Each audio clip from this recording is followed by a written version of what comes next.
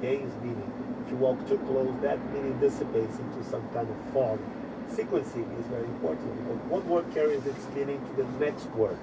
So normally we tend to see things on walls and read them like comic book narratives. That is important, but also you have to think of time. How long people stand in front of each piece. Some pieces demand more attention, they are more complicated. And you don't want to put a sequence that is with another piece that demands too much attention. Sometimes you need a breather. Also, the pieces have to inspire people to think about the process. In a show like this, every single thing you're looking at, you don't know what is real, what's not. You have to be physically present to understand the work. The process becomes really important. As you look at the works, you ask yourself, how did he do this? What did he photograph first? What's real? What's not? Photography has given me the opportunity to work with all kinds of mediums, everything. But the reason I haven't done film yet is because I think I'm already doing it in a funny way. When you look at something that moves, your first reaction is actually to sit down to enjoy it, right? When you look at something that is on the wall, your first reaction is to move towards it. I see my pictures as little short films or performances. There's something very theatrical and cinematic about them because you're making the little movie yourself. And the objective of making good installations is to think of the plot. But the thing is, like, this is only done, in my view, not in the studios. It's only done when it's in the gallery. When it has somebody in front of it. All art is supposed to happen with these two essential elements, which is the artwork and the public. Wait. Let's leave this as much room here as possible. This is more important here. So, and put it over there. Yeah. In the gallery, there are 4 rooms with vast white walls and Vic's framed images leaning up against them, standing to attention, waiting to be placed by him. Each piece represents a sort of, they tell different stories, Just like you making sense of an orchestra. Each one is making a different little noise, and you cannot put things that make the same kind of noise together because it becomes a little tedious. This one, if we use it in this one, it has to be very frontal because it has to be around here because it gives too much information. You look at stuff and you go, this looks good there. It's a white wall. What could possibly not look good on a white wall? But then there's the problem, there's something next to it. And then how one thing affects another. How do you create something that is interesting, challenging, at the same time balanced and pleasing to the eye? Você gostou do general lá? O general tá ótimo. So Vic, explain to me what's going on here. What's this piece called? Well, it's just called holes, and then it's a picture where holes have been punctured from the back of this thick paper, but in fact half of the holes are real and half are just pictures of holes that were done previously. So what I do, I puncture holes in the paper, take a picture of it, and then I print the picture of the exact same size and I puncture more holes and in a way that you cannot discern which ones are the real ones, which ones are the fake ones. I mean, I can't help myself, but I have to go close to it and I have to see because I want to know which ones are real and which ones aren't real. You stand back just a metre away and you absolutely can't tell I'm 100% full. What I'm interested in is why do you like messing with people's brains? Well, I just know that I take an enormous pleasure from doing so. Every time I see people puzzled or confused in front of something that I made, it's like a little trickster kind of persona that I have. It's like a practical joke or something like that. The way people, they see the world in very predictable ways, and all of a sudden they become numb. Once you start playing with that and actually force people to see something like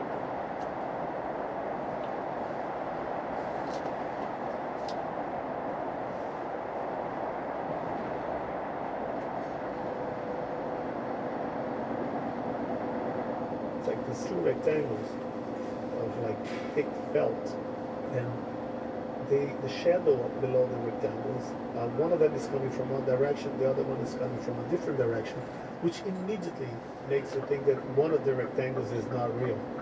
And obviously I betrayed the viewer again, so that the two of them are actually there, but the shadows are actually photographed in different times. And it goes on like this, and it's nice to be able to fool the viewer in different ways, but you have to make it exciting for the viewer so he doesn't get tired of looking at it. It's also really playful. Everyone who goes up to the picture and then sees what's actually going on, they always come back with a smile on their face. Right? Well, you know what? Pictures are mechanisms. As an artist, I don't really think I'm communicating messages, and that's not my role as an artist. The same way, the role of the watchmaker is not to tell you what time it is. It's just to create an instrument, a device that tells you time. You know? What I'm trying always to do is to bring a sense of amazement about very simple things. I cannot compete with people like with DreamWorks or Disney. You know, these people are at the edge of virtual reality. So in my own way, I try to go on the other end of the illusionistic spectrum, and I make the worst possible illusions. How could I be fooled with something so simple? That's what I want people to wonder.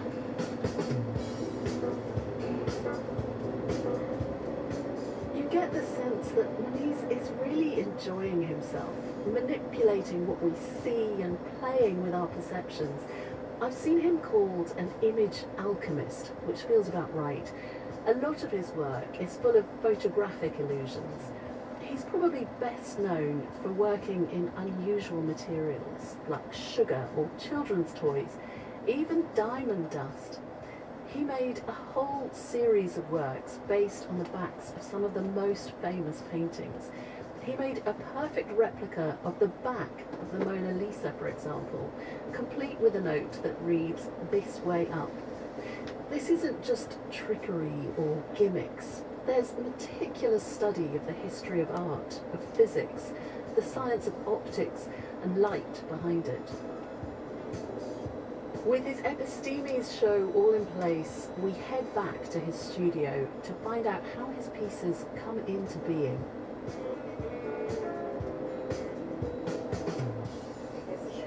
Make a special, like a portfolio, make a little portfolio between the This is Vic Maniz's New York studio in the Clinton Hill area of Brooklyn. It's a huge white room, really light, with two enormous skylights. There's lots going on in here. There's lots of things stuck to the back wall that I guess he's looking at, working out what he's doing. There's a whole load of little model toy cars. There's an enormous printer, and on one of the walls here there's just thousands and thousands of books. So Vic, tell me about your studio. So how does it work in here? What's going on? Yeah, I like to work at the floor. So the floor is almost basically from wall to wall to stuff that I'm working on. And when I have these like surges, I've been working on 10 different things simultaneously, see how they develop. So you just go from one thing to another, like a pinball machine, I was thinking of starting something here with this chalk. Oh yeah. So on the floor in front of us is a Perspex box full of white chalk. What's the plan for it? I have no idea what will come out of this, and I just fill this tray out of white chalk, and I have black charcoal laying around, and I know that I want to do something with the idea of contrast, but I haven't quite put these things together into a real idea. But it's just from looking at this and thinking about this, the way they're broken, they have a shape, how much it would sustain if I put charcoal in it, if you get it dirty. And then from this really silly, primitive questioning, some more complex ideas or sometimes even profound ideas can come out of it. I want to put my hands in there. Yeah, well, it's very tactile. It's nice. You know what the cool thing is when you go and you press it and you just look at the noise in it. Maybe I want to do music with it. I just like the feeling of crushing it. But this noise, like, I remember the teacher doing this. It makes you think of school. It makes you think of writing. It makes you think of things that are broken. When you came yesterday and you brought me some biscuits, there was a broken biscuit, and I kept thinking of maybe an idea that is, it sort of floats around in my mind like a letter soup. It had something to do with this chalk right here. A lot of the work in the studio sometimes is just like laying things around and looking at them until you come up with something. And this is what this tray of chalk is doing right here. There are works that are, when you're making them, it takes months to make, and the really great pleasure is just finishing them. And there are works that just, you have this eureka moment. You just look at something and that is right in front of you there, an idea already done. And it takes 5 seconds to realize it. Can you tell me about one of those? I used to make these pictures out of very weird materials like chocolate syrup or marmalade or something like that, and then photograph it, enlarge it. So when you see the material, you have a reference that somehow short circuits the meaning of the picture that you drew with. So you have two types of readings. It's present in a lot of psychological studies of optical illusions. I was doing these pictures with chocolate syrup, descent from the cross from Caravaggio. And then I took a break, and I had the Caravaggio book on my lunch table, and I had cooked some pasta. The leftover pasta that was on my plate, I kept manipulating until I realized that I could do like a Medusa.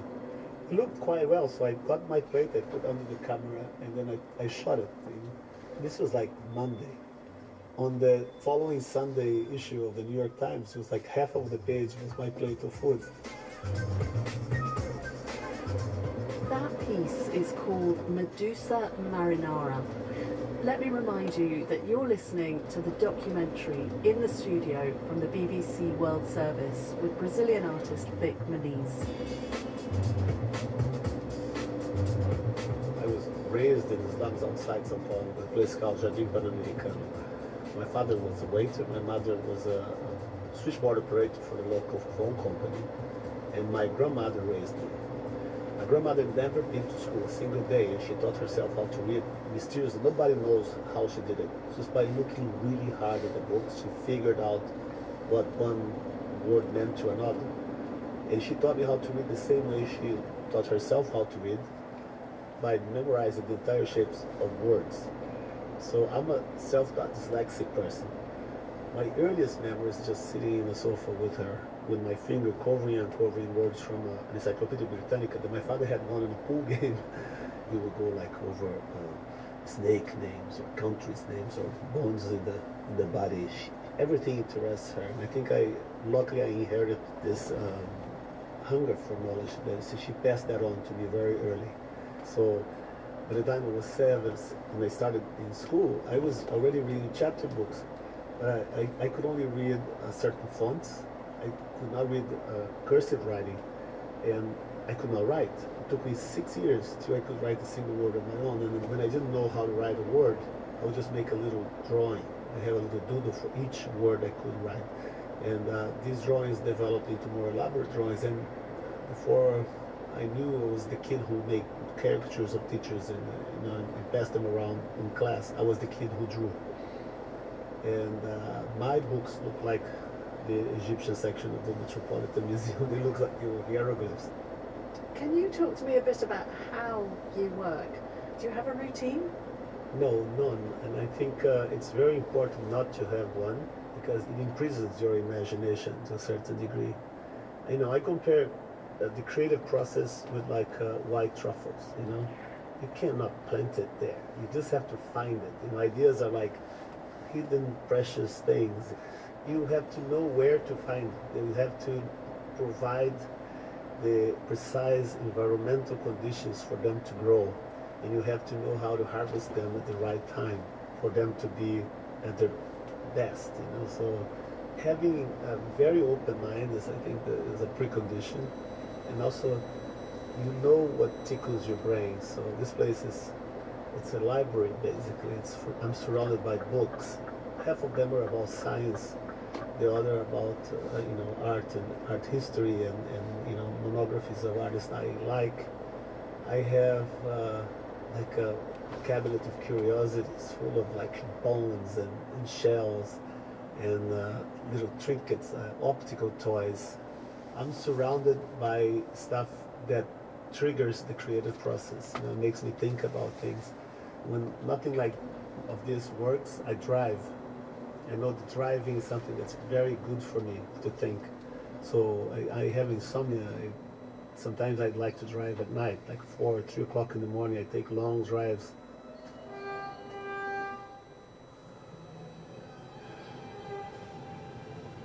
One of the other places where you can see Vic's work is at the 72nd Street subway station.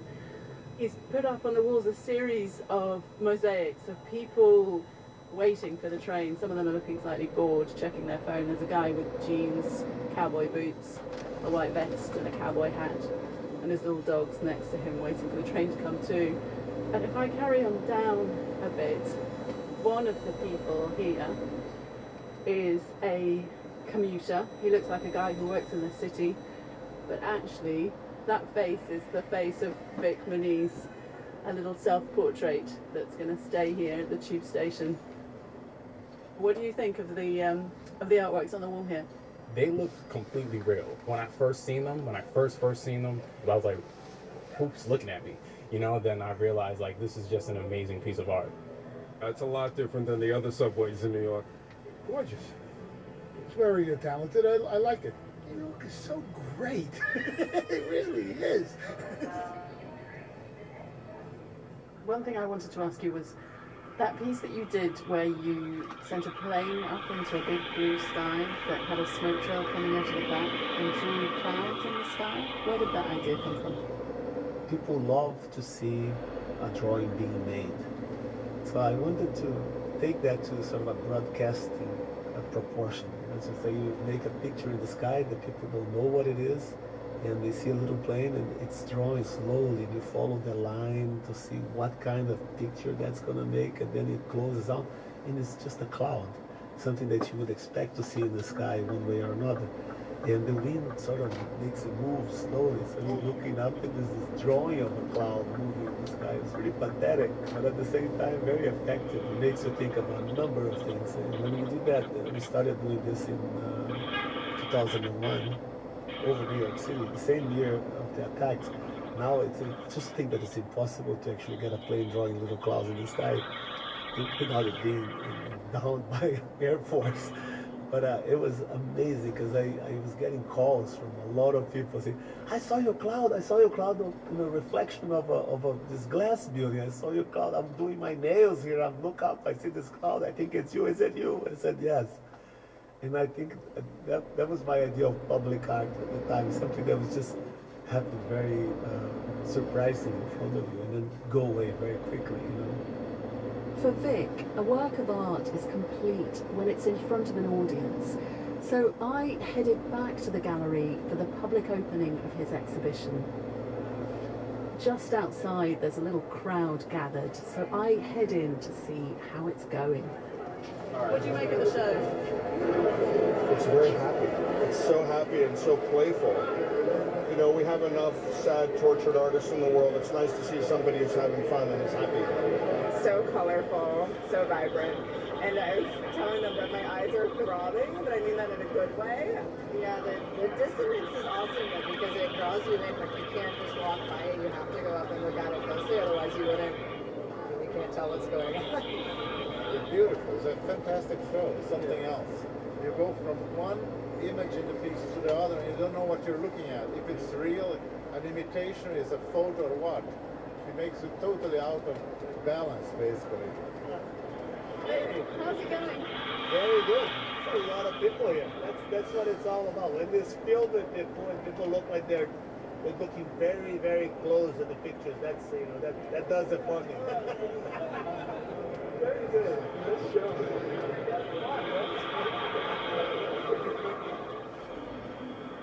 I've been doing this for a long time, these big shows, and I have a catalog resumes, just take over 1,000 pages. It's just funny because this is the things that worked. The things that didn't work, obviously they're not in that book.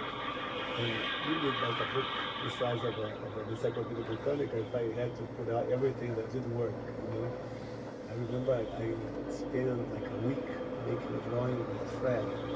I had just finished this drawing. I had put like at least 18,000 yards of thread on top of this.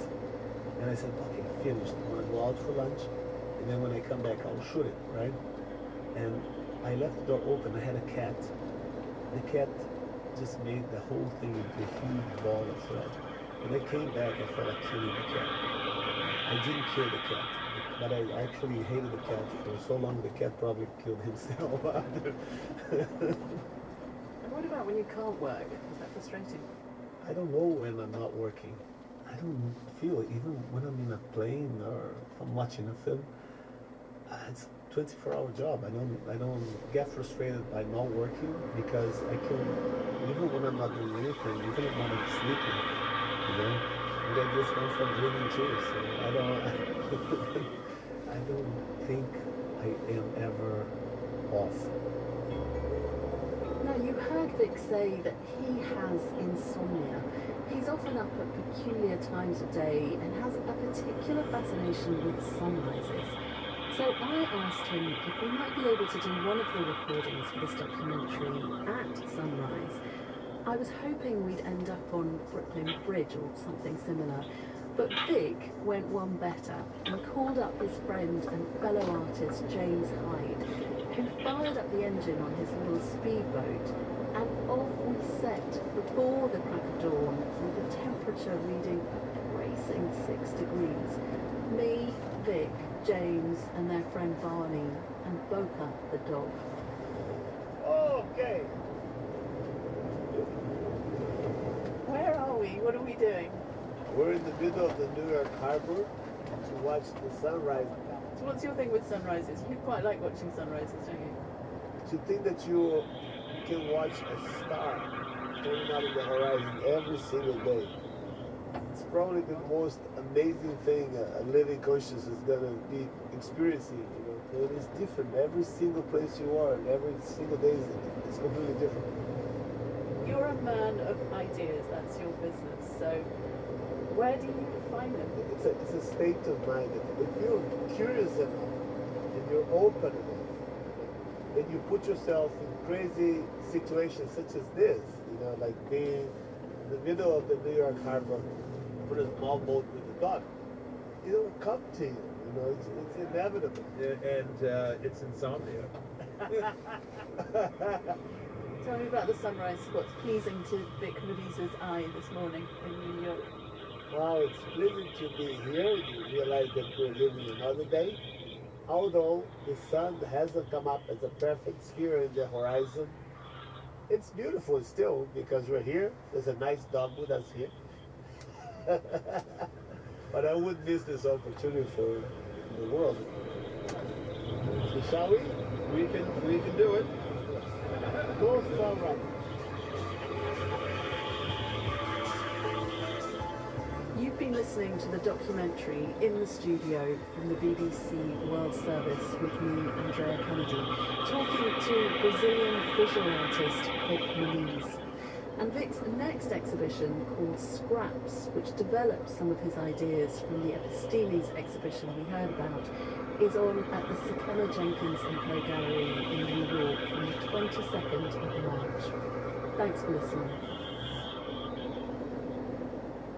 This is the BBC World Service, and for the forum, Izzy Lawrence is exploring the story of supermarkets. There is no doubt that in many parts of the world, supermarkets have transformed what we buy and what we eat. Are they following their growth from the United States 100 years ago to their almost global reach today? The forum, supermarkets, Saturday at 12 GMT.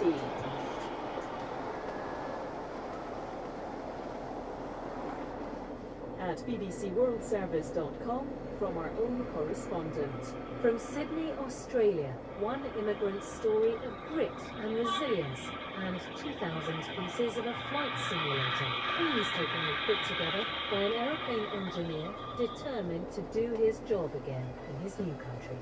This is the BBC World Service, the world's radio station.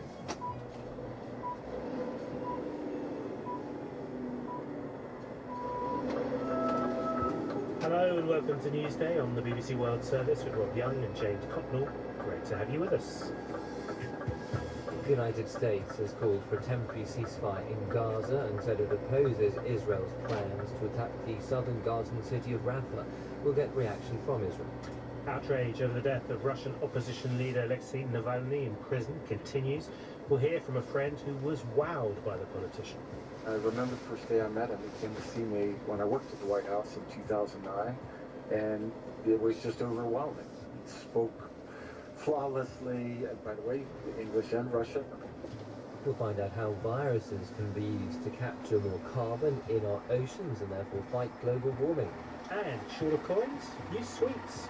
That seems to be the solution in the Philippines to an absence of hard cash. First, the bulletin of the latest world news.